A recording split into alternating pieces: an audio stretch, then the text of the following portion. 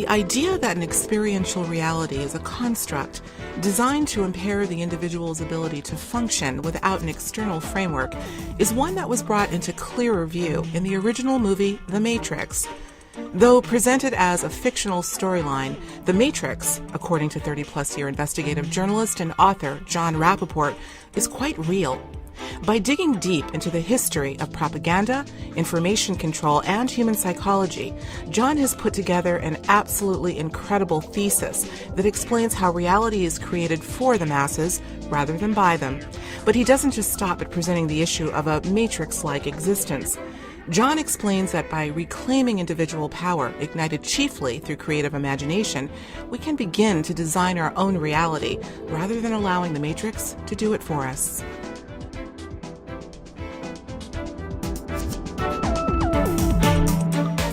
John Rappoport, it is such a pleasure and an honor to have you on the show today.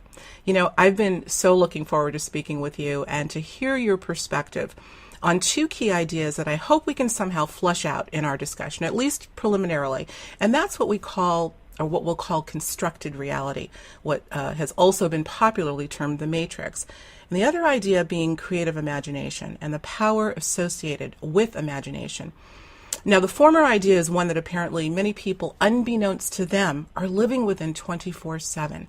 The latter is perhaps the key to exiting this matrix.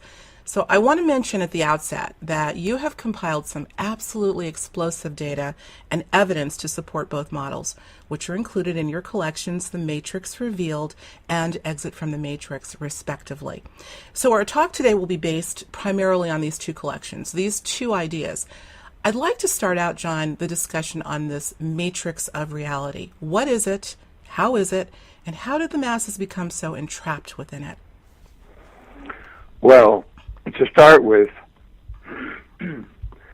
constructed reality, or the matrix, I would say is a series of layers or levels that people, become aware of. Some people do, in certain ways. For example, political reality. A person may come to the realization that we're really living in a country, in America, that has one political party with two heads. And despite some differences, there are certain key elements of repression and so forth that just keep rolling on from one administration to another, from one Congress to another, and that these are very much involved with corporations and banks and money and so on and so forth. So people begin to explore how reality is built and constructed because they see what major media have to say about these political parties and about the government and about corporations, and then they realize, well, that's fluff. It's just some sort of game. It's an illusion that's presented to us about certain issues that are in deep conflict, and the conflict at a higher level, though, doesn't really exist. So people begin to get wise to certain elements. But in my research, the point was to go as deep as possible. And so I eventually ended up in the arena of mind control, information control, behavior control, thought control, emotional control, operant conditioning, programming. What is it about human beings that makes them so prone to accepting all sorts of realities that are constructed for them? And in that respect, my work with a late colleague and hypnotherapist, Jack True, in Los Angeles, was a key episode, I would say, in the late 1980s, early 90s. Because one of the first things that Jack said to me was, he said, you can hypnotize a person and you can change their concept of space and time and energy. I said, really? He said, oh, yeah. He said, I've done it numerous times. I said, well, what exactly do you mean?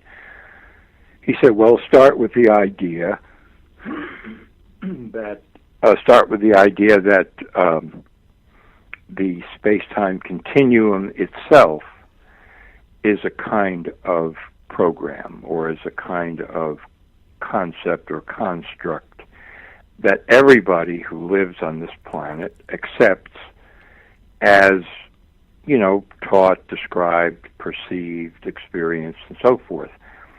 He said, but you can create altered states in which people experience these elements in vastly different ways. And I said, well, for example, he said, well, elongated time, expanded space, multiple spaces, different dimensions of space, which he said in therapy I've had clients explore and tell me what they discover in these alternative spaces. Tapping into unused reservoirs of deep energy that could change a person's outlook on life and their own sense of power and well-being and so forth. And so I said, well, that's a pretty deep form of mind control then that we're dealing with. He said, oh yeah, absolutely. And that's where his research ultimately led him, was what is it about the human mind that seems to be prepared to accept a diminished and distorted view of reality as being the one and only reality? Why do people fall for that? What is it about their outlook or their basic conditioning or predisposition such that they accept a situation in which, in essence, their own power is fantastically diminished? And so that's where the research really began for me, at a much deeper level, because matrix or constructed reality not only involves what other people are, quote, doing to us, but what we're doing to ourselves. Absolutely. So that's where it all began. Wow. Well, I don't know that I heard an answer to that big question. What is it about the human brain or mind, as it were, that seems to have a proclivity to conditioning? I don't know if you're prepared to answer that. I don't know if proclivity is the right word, but rather it's so susceptible to programming, and it seems that's accelerating. How would you answer that in a nutshell, if you could? Well, I would say that because I've also, in addition to working as an investigative reporter, also been a painter for the last 50 years or so. I'm aware of that, yes. I've had many experiences with people looking at my work, looking at the work of other painters, walking through museums, talking to people in museums, and so on and so forth. And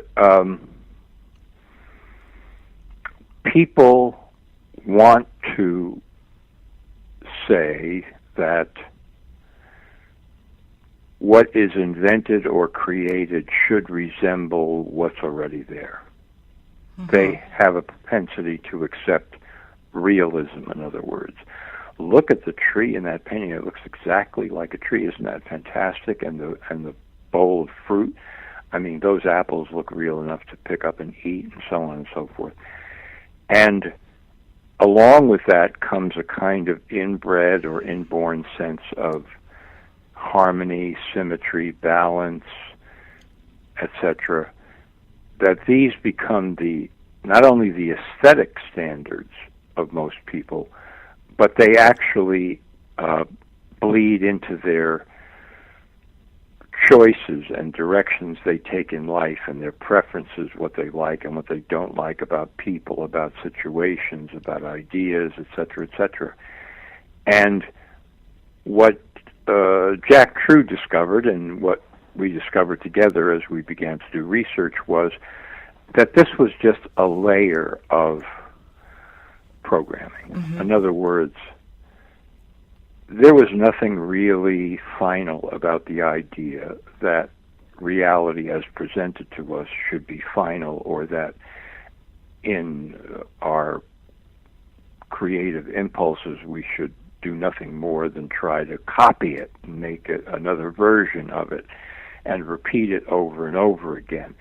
And this sort of addiction, which is far more profound than an addiction to drugs, is what drives people to say, well, reality must be as I see it, as I perceive it. It couldn't be anything else because that's what I need. I mean, they're not saying that last part, but that's the addiction part. People they have a great need and hunger for reality as it is presented to them and as they perceive it, and a tremendous aversion to considering the possibility that there are other realities that are far different.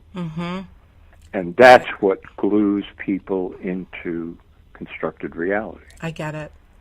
You know, John, we could go down a whole nother road with that, but, you know, when you said, I believe, repetition, that the brain, mind, as it were, has this they're habituated toward repetition and routine. It makes me think of the part of the brain that perhaps was activated many years ago. That part of the brain we call the R complex, or some people call it the reptilian brain.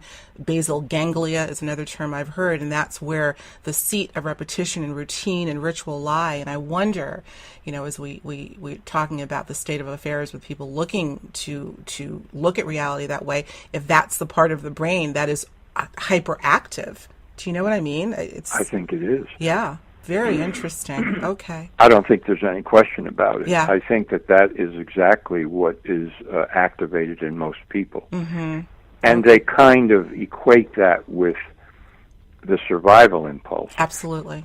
So therefore that link is forged, and for most people they don't feel that, you know, there would be any possibility of escape from that. But yeah, the repetition.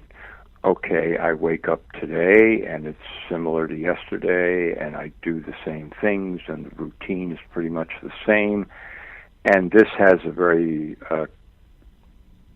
strange sort of satisfaction connected with it, because now I'm on familiar ground, I know what to expect, et cetera, et cetera. And if somebody were suddenly to say, well, you know, the space and the time and the energy that you perceive is really just a curtain which could be torn away and then you would see something else entirely, they would say, that's the last thing that I want to get involved with. You know, that's a danger sign. That's something that I have to avoid at all costs, whether they would articulate that or not. That's how they would respond.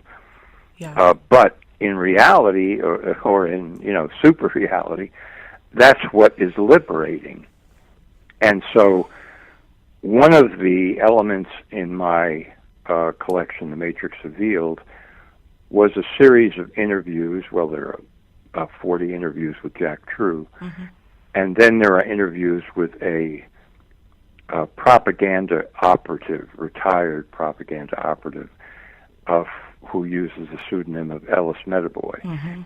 And he described to me in great detail the nuts and the bolts of how he ran very long-term propaganda campaigns on behalf of certain corps of elites around the world, with the, you know, express intention of deceiving the entire global population about certain events and issues and so on, and how he used his knowledge of this repetitive center of the brain, other elements of human programming, to plug into humans so that they would accept this matrix that he was creating. And he used a language and described his work in terms that I had never heard any propaganda operative talk about before. I mean, this was a real insider. And he talked about how you can use time, pace, rhythm, space as part and parcel of propaganda to convince people at a subliminal level that you are telling them the truth when in fact you're doing just the reverse of that. Wow. Oh boy. Yeah, I've heard you talk about Ellis Medavoy before, and I wanted to hear more about that. I'm glad you brought that up. That's very key. Well, I heard you say in one of your previous interviews, I think it was with Regina Meredith of Guy MTV, that the Matrix is, quote, the collective goo, the big con, the big scam, and the cosmic rolling of the dice in exactly the wrong direction. It seems as if this collective goo is getting thicker and thicker. Do you feel that there is an acceleration, John, on the part of, let's call them the goo makers, if you will, to to ensure that people stay trapped? Or, is there an acceleration of this, or has it been business as usual all along? What do you think? First of all, I'm going to steal that phrase from goo makers, yeah. Goo makers. Yeah, there's no question that it's accelerating. In different times and places, it's been worse than at other times, but what I was actually intimating in that interview with Regina was, these days it's more and more about the group, the collective, yes, the mass. And that is being presented to people as a kind of messianic, truth. Our only way out of the mess that we're in is through the group, through the collective, through the unification of all thought, etc., etc. And of course, it's presented in very uplifting language, and so people fall prey to it because it has this sense of enlightenment, illumination, a way out of our current problems and so forth. Whereas the individual is now being touted as the reason why we have the mess in the first place. Agreed. So individual now equals unbridled, greedy, criminal individual. That's the propaganda equation. Whereas the Matrix, in the sense that it is one giant glob of goo, is really all about erasing the concept and even the memory of the individual. And I've done some research and published a bit of it about what I would call the ascending sociological academic viewpoint on the individual, which is that there is no such thing, that it was some sort of a faulty concept to begin with, it was a lie, it was a deception, and that somehow we have to get rid of it, otherwise the human race is doomed. And so I see it all around me. I see the diminishment of the individual and the ascendance of the group as the answer. And of course, people will say, well, certain kinds of groups, though, are very good, and that's what we really need, and so on and so forth. But again, my experience with groups is that over the long term, although they may do good, they eventually settle into becoming mind control factories, because the individuals in these traditional groups have to sacrifice their own power, their own uniqueness, their own creative potential in order to align themselves with the objectives of the group. And so this becomes more matrix, more constructed reality, more deception, and so on and so forth. And that's the goo of the matrix, Absolutely. Is convincing the human race that there is no such thing as the individual. We are all the same, and all we have to do is to align our ideas, reduce them down to a precious few, and then we will be able to express our power altogether. As attractive as that is to some people, it is and this was explained to me again in great detail by Ellis Metaboy, how he used that notion over and over again in order to float his deceptions by first appealing to the sense of the group, which was, as he told me, he said, it's a pure fantasy, it's a construct. I mean, you break the group down, you have individuals, otherwise there is no such thing as a group. But my job, he said, as a propagandist, was to make the concept of the group the primary concept and to destroy the notion of the individual. Wow. Confirmation of what I think some of us, more of us, are starting to suspect that group. I think, you think of the New Age movement, as it were, John, the whole idea of we're all one. It always seemed a little suspect to me. And again, we could go off on a tangent there. I do believe that there's a connective force between us, but we are individuals, and we've lost individuality, and I think it has been coerced, no doubt. Well, to segue, I think this segues perfectly, because I'd be remiss if I didn't mention, within the context of the collective goo makers of reality, the absolute insanity having risen out of the headlines of these recent grand jury acquittals in Ferguson, Missouri, and New York City. What is happening, if you don't mind? I want to talk also about sort of a paradox that has come up for me in looking at the unfolding of this, having to do with the collective as well as division. What's happening here in your estimation? And if these incidents are part and parcel of the matrix-like construct, assuming there is some stated goal in mind, what do you think that goal, or goals, I should say, are? Well, I think it's clear that the goal, and these are definitely operations. I mean, this is not just a casual happening. The goal is the ancient, well-tested goal of divide and conquer. That's right. Which also involves distract, divert attention away from other things which are crimes being committed by the same people who are implementing divide and conquer.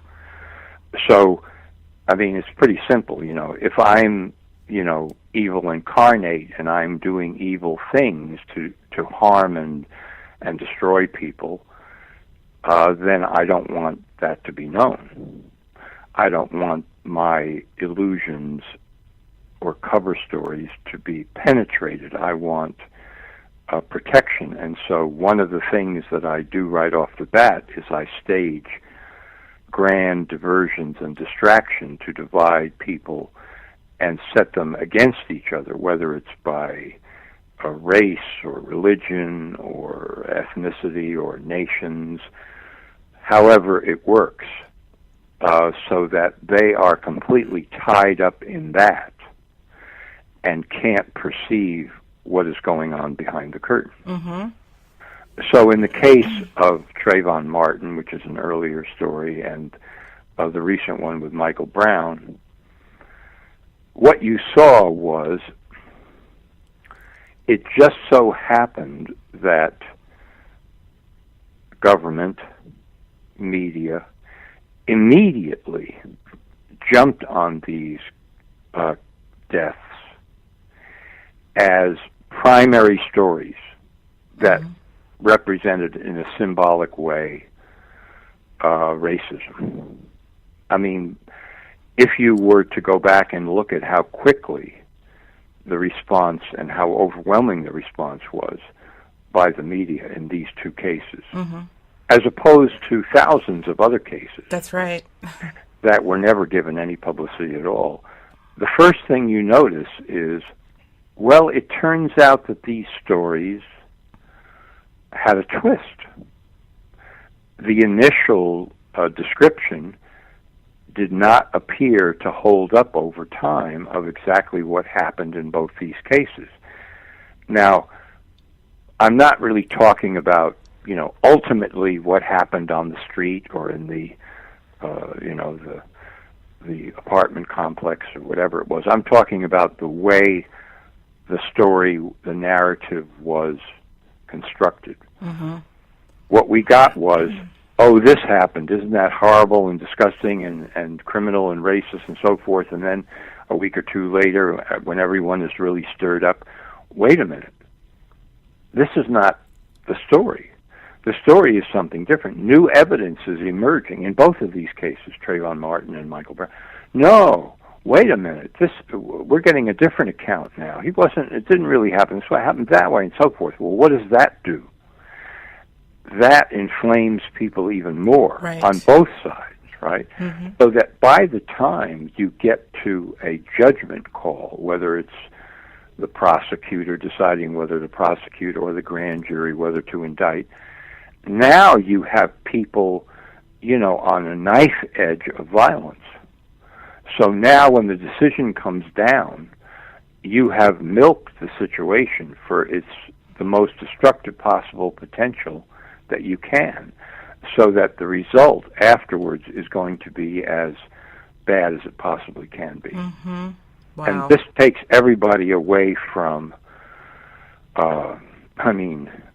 we could sit here for 3 or 4 hours and just talk about the actual crimes that are being committed by the people behind the curtain, the elites who are constructing reality for the rest of us. And it also weakens people's capacity to resist what is happening to them because their attention is so wrapped up in these horrific diversionary cases and stories. Mm-hmm. So in that sense, it's all matrixology at the level of the covert op. How to stage an operation, how to have a cover story, how to twist the truth, how to inflame people's emotions to the highest degree possible, how to set them against each other, how to eliminate any possible stories of how, for example, in this case, black and white people get along. Mm-hmm. There's a million stories you could publish. Go into any workplace practically in the United States, and you'll see black people and white people working side by side. Of course. And Hispanic people and Chinese people and Japanese and so forth and so on. But these are not stories. They don't rate because they would, in terms of the constructed reality, give people the wrong idea that, individuals can actually get along. Yeah, you got it. Wow. Well, this is the paradox I wanted to bring up to you, John, in terms of what's being gotten out of this story by, we're going to call them the goo makers from now on. The paradox, as we talk about the collective group mind, we're seeing this act somehow displayed through the well-publicized protests and the further proliferation of these organized events. I'm talking, of course, about the recent grand jury acquittals in Ferguson and New York City. So we got the collectivism thing being proliferated, but we also, as you said, have the divide and conquer program being proliferated in one event. So I think it stands to reason that most, if not all, of these orchestrated events are multifaceted in their agendas. No question about it. In fact, one of the first things that I discussed in interviewing Ellis Medavoy was the nature of, a covert operation, because he considered all of his propaganda work to be that. And he said, look, you've got to understand, there are little ops and big ops. Now, if you're talking about a major long-term covert operation, you are talking about multiple payoffs at multiple levels and multiple staging for various reasons with rewards at different levels for the people who are involved, most of whom have absolutely no idea that they're involved in a covert op at all. And he said, you have to understand that. So don't get into any arguments about, quote, the real intention of this covert operation if it's a major one, because, you're talking about 6, 7, 8, 10, 15 different outcomes that are supposed to happen as a result of staging these kinds of realities. And so we went on from there, because I had indeed experienced that when I wrote my first book, AIDS, Inc., in 1988. And my research concluded that from the science itself, there was absolutely no reason to assume that HIV had ever been proved to cause what was being called AIDS, which for somebody who had only been in the game of reporting for 6 years really knocked me off my chair. And so I began to reconstruct my whole research effort, to look at it from a different direction, that essentially this whole operation called AIDS was a covert op. And then what were the payoffs? And, 6, 7 levels, 8 levels, 10 levels, who benefits? It became enormous when looked at from that perspective. And since that time, I've looked at various kinds of medical fraud issues and political fraud and so forth as, okay, is this just a little operation or is it a big one? If it's a big one, we're looking here at lots of different layers and benefits and staged outcomes. So yes, these things are multifaceted, but you can always count on that somehow the group, the collective, the GOO, is being propagandized as the solution to the problem, the solution to the crisis, the solution to the the issue at hand, because that's the game.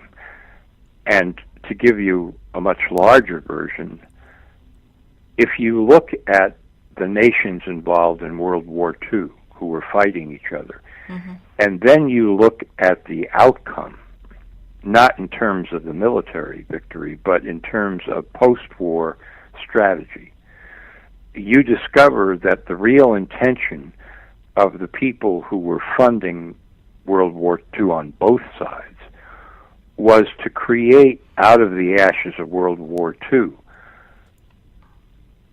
much greater, larger collectives and groups and organizations than had ever existed before on the face of the planet. Note, for example, the European Union. Absolutely, EU. Out of the ashes of nothing in Europe, we have, 40 years later, one government over, 2/3 of all of Europe, which was, in fact, the German plan, during World War II. Right. But here it had been implemented by other means. And so always the GOO becomes the answer to the problem. Wow. That's heavy. It is heavy. It is really. I have to pause and get my head around that, and yet it makes perfect sense to me. Well, speaking of making sense, I want to spend a little bit of time discussing the importance of logic and analysis. You are a huge advocate of, using logic and analysis, and not in the most obvious sense. Particularly in relation, John, to what's going on right now, and frankly, what's been going on when it comes to media headlines. Despite what to me and to growing numbers of people, fortunately these days, are more obvious orchestrations, propaganda campaigns, and such, there are still far too many who are buying into this official narrative, the official narrative of the day, hook, line, and sinker. And you've been a big proponent of a reassessment of the lost art of logic and analysis.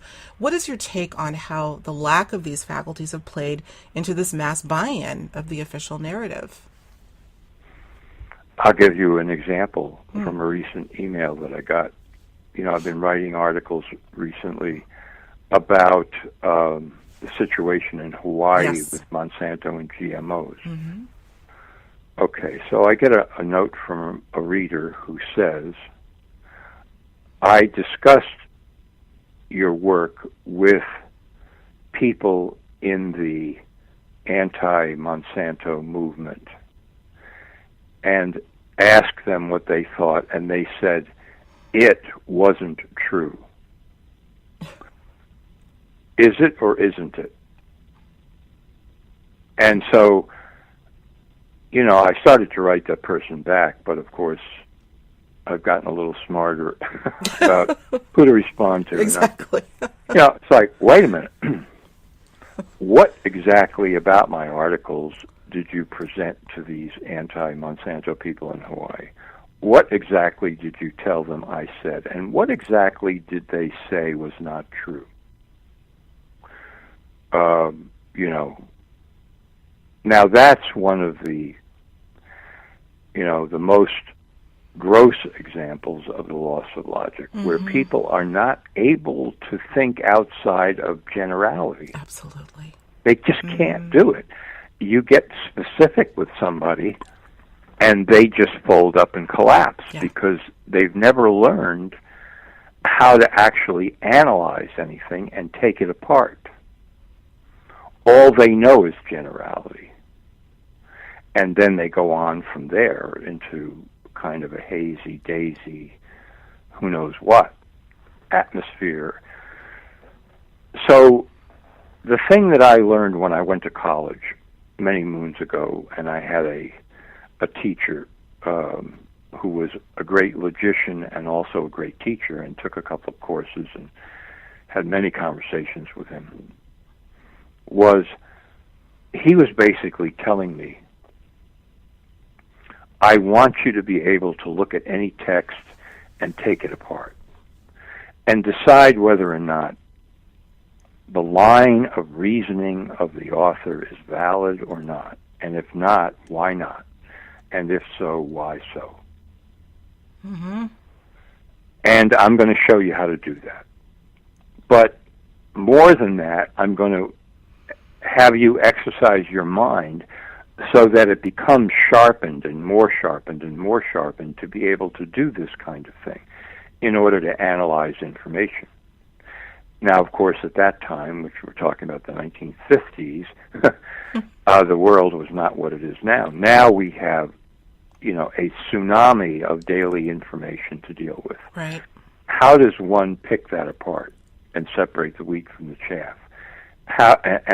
And so in The Matrix Revealed, I include my 18-lesson logic course, a beginning logic course with lesson plans and so forth and so on, to begin to acquaint people with what they don't learn in school anymore, because the elementary and secondary school systems have been wiped clean of any kind of systematic courses in logic, whereas in there used to be this thing called the trivium, which was a traditional mode of education that included grammar, logic, and rhetoric, but no more, and it hasn't been the case for a long, long time.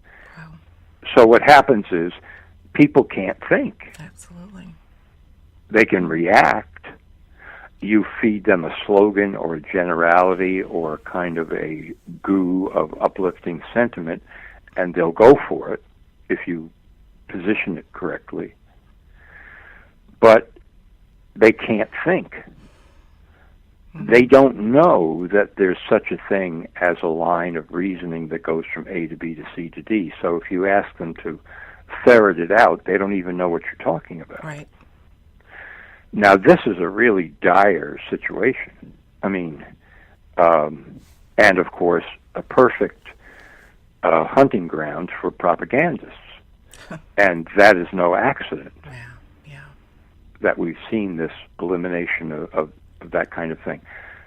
So what I say is that the current education system in America actually creates ADHD. Forget diagnosing it, which is a whole other kind of fraud. Just assume that it creates it, because it doesn't take up the analysis of information to any significant degree long enough so that anybody understands what's going on. It shifts from one piece of information to another, from one subject to another, one topic to another, so that students, when they finally, crawl out of that system, are just glad to be liberated, and they are all suffering from shortened attention spans because they've been ripped from pillar to post for 12 years. And they never get a good grounding in anything. Right. Well, never mind the students, after all of this, curriculum on that once existed on logic and analysis was annihilated from the system, there are perhaps lost causes. But John, look at the adults who are old enough who did have that at one point, but their attention span is shot as well. So apparently there are programs that are existing right now to ensure that any measure of the attention span is lost, and so logic and analysis must go down the tubes with it. I'm looking at, my peers. I'm 51 years old, and people who say, I can't even get through an article without twitching or, moving and moving on to something else. Of course, technology, I think, has exacerbated that as well. But really, we're being assaulted from all angles. So it's not just the students, it's the adults. Absolutely. And I'll give you two things on that quickly. One is, if you're isolated, let's say you understand something about logic. You know how to take things apart and put them back together again. You know how to analyze thought. You know what a formal argument actually is. You know what a line of reasoning is. You understand deduction. You understand something about whether a particular river of thought is valid or invalid. But you are isolated. You live among people who don't have a clue about any of that. Mm-hmm. Unless you have very strong commitment over time, you are going to dull your own perception, your own capacity to mesh with your environment. So that is one major factor. And the other, I would say, and you mentioned it in passing earlier, is the New Age. Mm.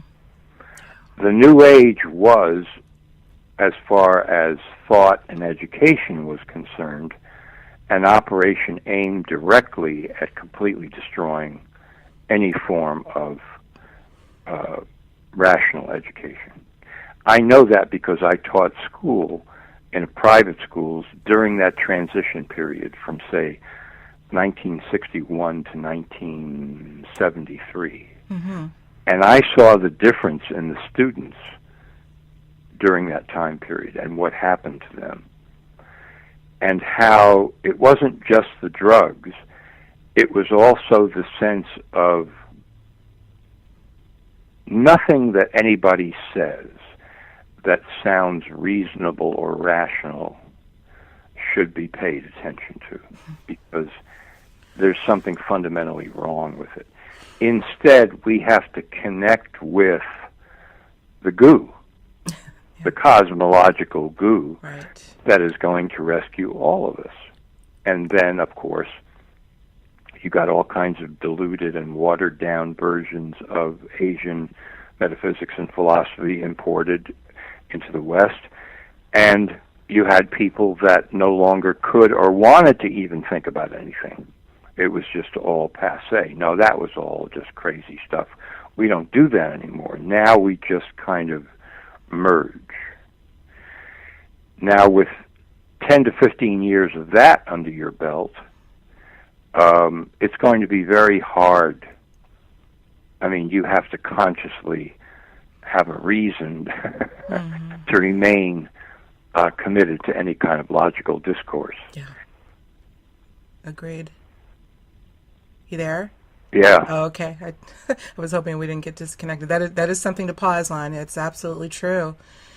Okay, well, listen, John, we've got about 20 or so minutes left, and we've really kind of given the lowdown on what's been happening and what is happening, and so the question becomes, what do we do with this? How do we analyze this information? How do we switch from reaction to reflection, of which I am a big proponent of, contemplation? So we're going from the importance of logic and analysis to what may seem counter to these abilities, and that's the imagination. The imagination. Your ideas on this subject, were what really prompted me to contact you about doing this interview. The average person, when you say imagination to them, would think, well, yeah, what about it? It's viewed, but it's viewed largely as a passive, if not futile, act. And you and I disagree with this assessment, of course. What got you thinking so strongly about the power of creative imagination? What set you on this course? Well, I can pinpoint it. The summer of 1962 in New York, I decided, after looking at some paintings by a friend of mine in his studio that I had to paint. And I had no background, no perceivable talent, no training, no anything, but it was just, this is something I've got to do. And so, through a remarkable series of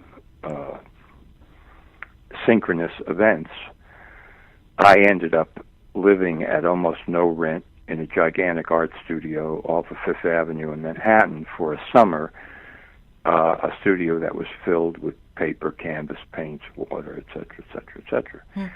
And although I was starting out mainly to write a work of fiction that I was involved with, I began to paint. And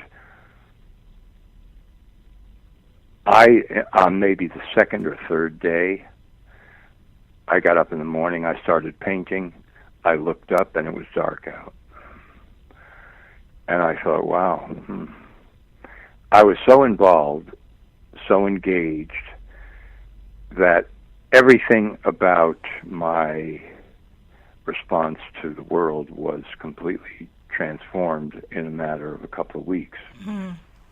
At the time, I had been having horrendous problems with my family, who also lived in New York. I mean, just long-term, unresolvable problems. And within about 2 days, I fixed all that. And everything changed, and I felt completely different about myself, my life, my future, my power, my energy, my freedom. Everything just absolutely transformed. And it was all through a positive activity, which in this case was painting. There was no analysis involved, no remembering of the past, no working out of issues, none of this. It was as if I had just simply moved up 5 or 6 levels of consciousness in a very short amount of time. And then, began to experience some things that people would call paranormal. And I realized at that point that, okay, logic is what you use to deal with this reality. If you don't have it, you're at sea. You don't know how to deal with what's out there in the world, what people do, how they think, what they say, what they write, information, lies, deceptions, propaganda. You're totally at the mercy of all of that because you can't think, basically. Because thinking at this level of reality where we exist in this physical world, you've got to have logic. And you've got to have what stems out of logic, which is the ability to critically analyze what is there.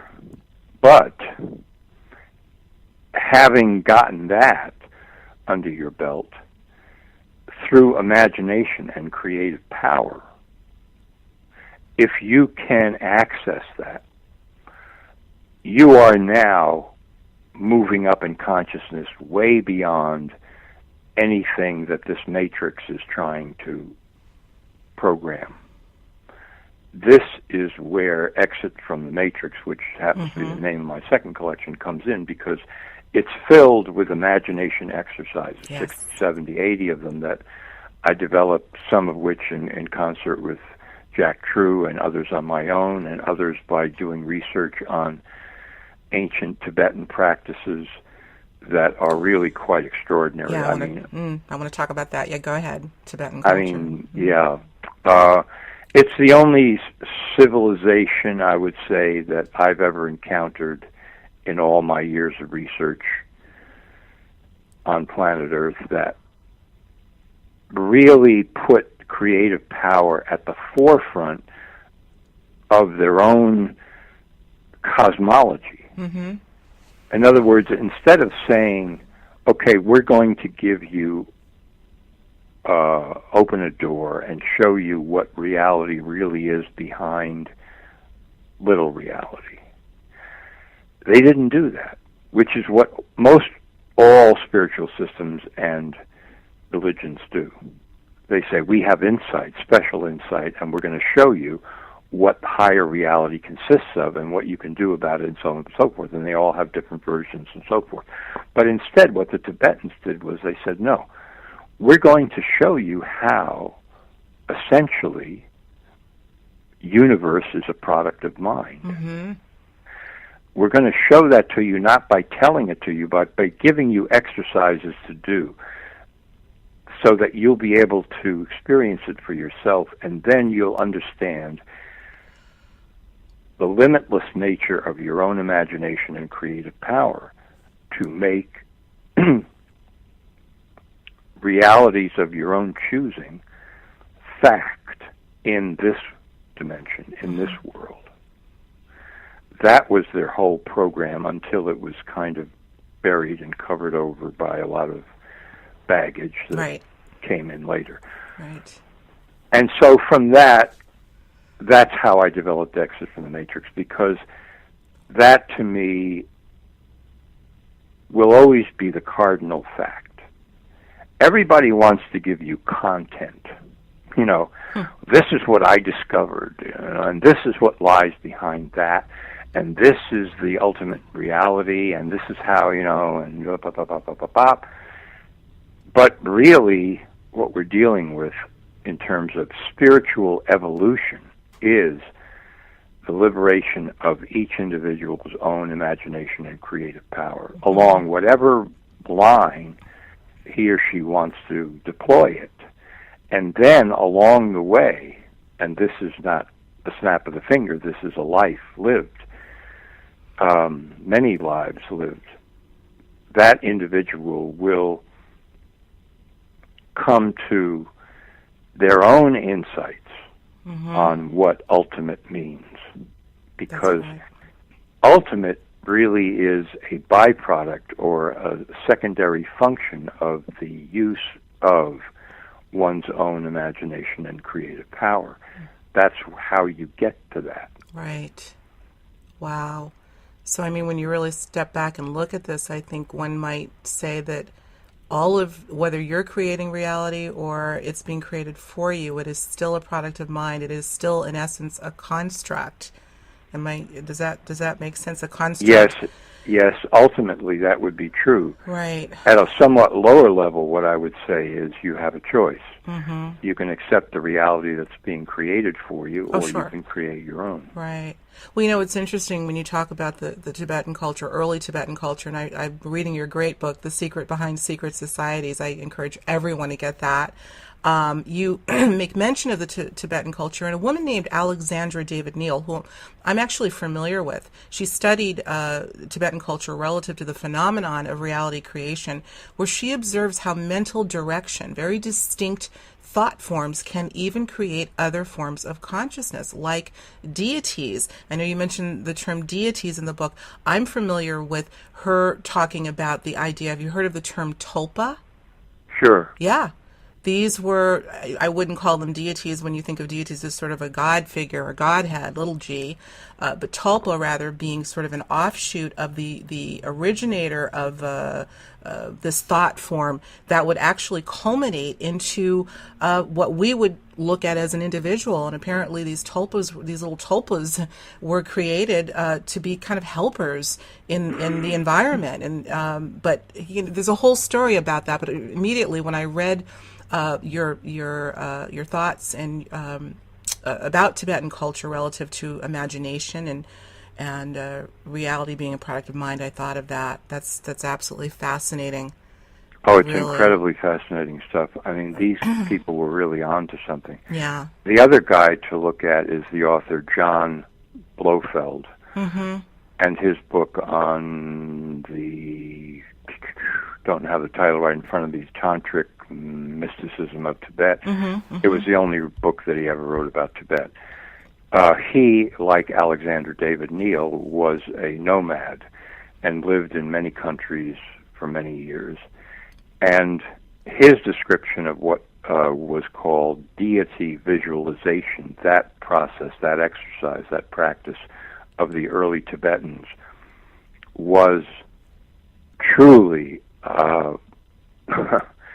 enormous breakthrough in what consciousness, creative consciousness, is really all about, because it was a creative exercise. It was an exercise of imagination, pure and simple. Mm-hmm. And it went to extraordinary lengths to produce elevated states of consciousness in the committed practitioners who used it.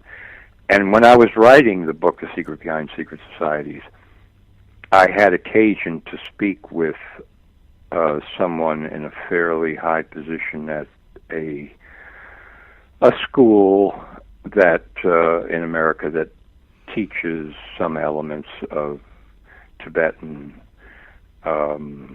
practice, let's say. Mm-hmm. And her response to my questions about deity visualization was simply that this was just too advanced, that this was not something that they were prepared to get into. She knew about it, but there had to be many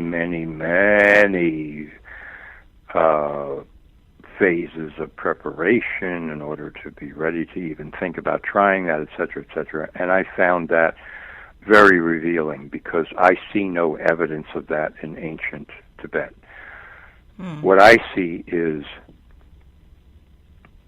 tremendous daring.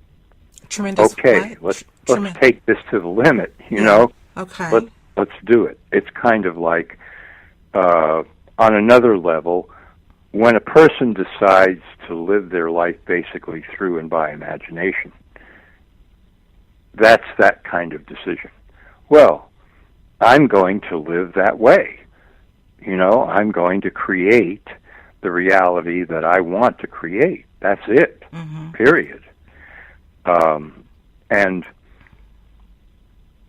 this is crucial in terms of exit from the matrix. Otherwise, what you're doing is you're kind of stirring sludge in a pot, and Mm-hmm. you're saying, okay, I like this viewpoint over here, and this seems to make sense, and I like that spiritual idea, and this is also good. And that's all on the kind of passive, receptive side of things. Right. Whereas what I'm talking about is completely and utterly dynamic. Yeah. And involves the liberation of enormous amounts of energy, all to the good. Mm-hmm. Well, you're an example of that for sure. We only have a few minutes left, John, but I have to touch on, in relationship to creative imagination and the power of imagination, something getting back to that. I love the interview that you did with Regina on, I think it was at Open Minds. I think it was Open Minds. You've done several, I know. But in this particular interview, you talk about also the power of improvisation. I've never heard it put this way, but man, you nailed it on the head when you talked about a person. I don't know if we have time to really get into it. Maybe if we have you back, we can talk about, is it Richard Jenkins? Oh, yes. You worked with early on. I think shortly after college you were in New York, but That's he right. was a profound healer. And just a little thumbnail, you talk about how you worked with Jenkins. So how you met him, I can't recall, but you had the opportunity to watch him do a healing modality on very high level individuals, in the New York City area that were coming to see him, and you were watching him work in a very unique way that you hadn't seen before. And again, we don't have time to get into it right now, but maybe we can use that to kick off a little bit about the importance of improvisation, something that I am a huge advocate of when it comes to creating reality and imagination. Wow, well, I'm glad to hear that. That's great. Oh, I don't yes. hear people say that very much anymore, but I'm very happy to hear you say that. Oh, yeah, yeah. Yes, I'd be happy to come back at another time, and we could do a whole, hour about Richard Jenkins and what I learned from him, because it was extraordinary. But basically, as you said, I was watching him. We became friends, and he said, well, sit in and just see what I do, and he would be moving around and doing all kinds of things, and sometimes he would put his hands on these people who were lying, on their backs and eyes closed and so forth. And sometimes he wasn't touching them at all and whatever. And eventually, we sat down and he said, so what do you think? I said, I don't know. I don't know what to think. I don't know what you're doing. I don't know what's happening. He said, you didn't get that part, And I said, no, I was like 23 years old. And he looked at me and he kind of moved in a little bit. He said, guess what? It's all improvisation. Yeah. That's what I'm doing. I said, what? Now, I was a huge fan of jazz at the time, so I knew what improvisation was all about. And I said, you mean there's no system here? He said, no, absolutely none. Mm-hmm. He said, that's why it works. That's right. That's why it works. Yeah. And I said, wow. He said, so now when you watch me, understand that. He said, I am working spontaneously. I'm improvising every step of the way. It's like a dance. Somebody puts on the music and they say, start dancing. He said, that's what I'm doing, but the objective is healing. Yeah. And that, in addition to just completely blowing my mind, made me so interested that I saw him work with people many, many times, and the outcomes were just so mind-blowing. And for him, he could be a very serious person, but for him there was a kind of a spontaneous joy, like it was all a lark, like he was just a bird in Central Park, flitting from one branch to another. And more flitting, the more he flitted, the more he enjoyed the afternoon. And the result was these people would get off the table and say, wow. I love it. So that's the beginning of that story. We've got to pick that up again, John. That is just huge. And I got to tell you, when I heard you mention that, oh my gosh, maybe we should talk offline a little bit about it, but let's just say I connected immediately. I resonated immediately because I too I've never used the word improvisation to describe it, but I'm a student of meditation. I started when I was 13 years old. My parents dragged me to TM, and I always tell the story about how after getting the instructions for how you do transcendental meditation, I said, you know what, toss that. I'm not having that. I want to be more sovereign. I wasn't using that word at the time, of course, but in my approach. And I started to improvise. And the moment I did, I dropped the pose, I shut down the mantra, and I started doing things creatively, and things started to happen then. And ever since then, I have been, let's just say in my spiritual work, most of it is made, I'm not going to say made up because that conjures notions of imaginary. It's not imaginary. It's imaginative. And to me, that is one of the biggest secrets, I think, that people are not aware of, that there is power in improvisation. I so connected with that. This is what I do all the time. This is why I had to reach out to you, man. Well, I'm so glad you did. I'm so glad to meet you because that's something that people need to understand way more than they do. Way more than they do. And not just intellectually understand. I think it needs to be something that's felt. And, I actually work with individuals myself on helping them to develop their intuitive skills. But imagination and improvisation is a big part of what I incorporate in my work. So again, maybe we can talk about that a little offline. Listen, we're a little over time, and I am so absolutely privileged and honored to have you, John. My goodness. Listen, everyone, I absolutely urge you all to check out John's massive collections, The Matrix Revealed, Exit from the Matrix, and your most recent collection, Power Outside the Matrix, which really goes into excruciating detail about the use of logic and analysis to sift through the mounds and mounds of mis and disinformation in today's media. So all of these things are packed with necessary information to meditate on. John Rappoport, I thank you so much for your time, for your wisdom, and like I said, you are necessary now more than ever. Thanks so much. Thank you very much. Although at first blush, you might think that using creative imagination flies in the face of logic and analysis, the two actually work in tandem when they are used to navigate a matrix-like existence. John is a proponent of utilizing both lines of thinking in order to live in complete harmony with our natural abilities and reclaim our individuality. To learn more about the incredible and extensive work of John Rappoport, I encourage you to visit his website at nomorefakenews.com. There you will also find his mega collections, The Matrix Revealed, Exit from the Matrix, and Power Outside the Matrix.